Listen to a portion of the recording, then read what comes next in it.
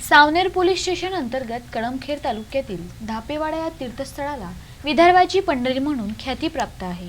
धापेवाडा येथे चंद्रभागेच्या तीरी स्वयंभू विठ्ठल रुक्मिणी मंदिरात एकादशीच्या दिवशी भाविकांची गर्दी उसळली होती। विठ्ठल नामाचा कर्णप्रिय गजर व टाळ मृदुंगांच्या तालावर भजन अभंग ऐकायला येत होते। विदर्भाचे पंढरपूर म्हणून प्रसिद्ध असलेल्या नागपूर जिल्ह्यातील धापेवाडा येथे विठुरायाच्या दर्शनासाठी भाविकांचा जनसागर उसळला। पहाटे 5 वाजता विधिवत पूजन महाराज यांच्या हस्ते महापूजा संपन्न झाली। त्यानंतर मंदिराचे दार दर्शनासाठी खुले करण्यात आले। पहाटेपासूनच भक्तांनीही दर्शनासाठी गर्दी करायला सुरुवात केली।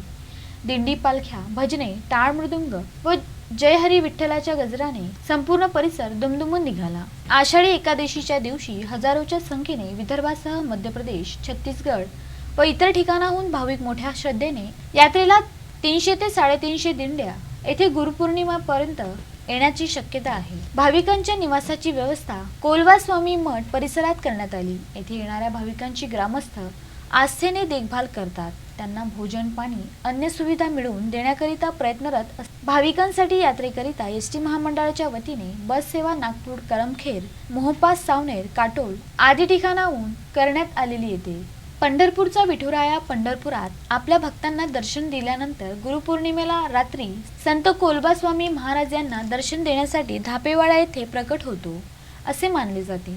एका आख्यायिकेनुसार विठ्ठलाचे परमभक्त संत कोलबा स्वामी महाराज धापेवाडा येथे राहत असत। दरवर्षी ते विठुरायाच्या दर्शनासाठी पंढरपूरला जात असत। मात्र वार्धक्यामुळे त्यांना पंढरपूरला विठुरायाच्या दर्शनासाठी जाणे अशक्य झाले। ते निराश होऊन विठुरायाची आराधना करायला लागले। तेव्हा विठुरायांनी कोलबा स्वामी महाराजांना स्वप्नात येऊन दृष्टांत दिला आणि मी धापेवाडा येथे तुला दर्शन देण्यासाठी स्वयंभू प्रकट होतो असल्याचे सांगितले।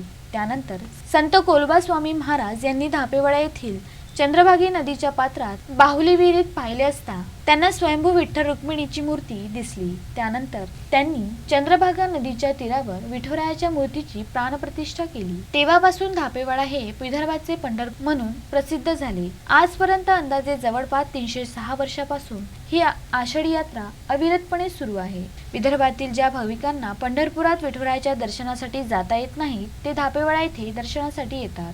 धापेवाडा येथे संत कोलबा स्वामी महाराज यांचे प्राचीन मठ आहे। आषाढी यात्रेनिमित्त दरवर्षी भाविक येथे मोठी गर्दी करतात। संपूर्ण नागपूर जिल्ह्याकडे 15 दिवसापासून पावसाने पाठ फिरवल्याने आमच्या गरीब शेतकऱ्यांचा अंत नको पाहू, पावसाने शेतरान भिजू दे असे साकडेही यावेळी भक्तांनी विठुरायाकडे घातले। हे विशेष तर 5 दिवस चालणाऱ्या या यात्रेत कायदा व सुव्यवस्था राखावी याकरिता सावनेर पोलीस स्टेशनचे पोलीस निरीक्षक यांच्या नेतृत्वाखाली ठिकठिकाणी पोलीस बंदोबस्त तसेच स्वयंसेवी संस्थेचे सहकार्य घेतले जात आहे। पियुष झिंजुवाडिया, विदर्भ न्यूज, सावनेर।